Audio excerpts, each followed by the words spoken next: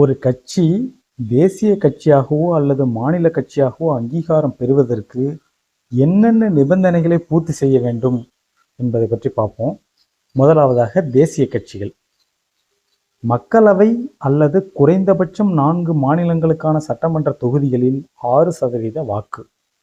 இரண்டாவது, 1 அல்லது அதற்கு மேற்பட்ட மாநிலங்களில் 4 மக்களவை தொகுதிகளில் வெற்றி. மூன்றாவது, இறுதியாக நடைபெற்ற தேர்தலில் குறைந்தபட்சம் 3 மாநிலங்களில் 2% தொகுதிகளில் வெற்றி. இறுதியாக 4 மாநிலங்களில் மாநில கட்சியாக அங்கீகாரம் பெற்றிருந்தால் அது தேசிய கட்சியாக அங்கீகாரம் பெற்றுக்கொள்ளலாம். அடுத்தது மாநில கட்சி பார்ப்போம்.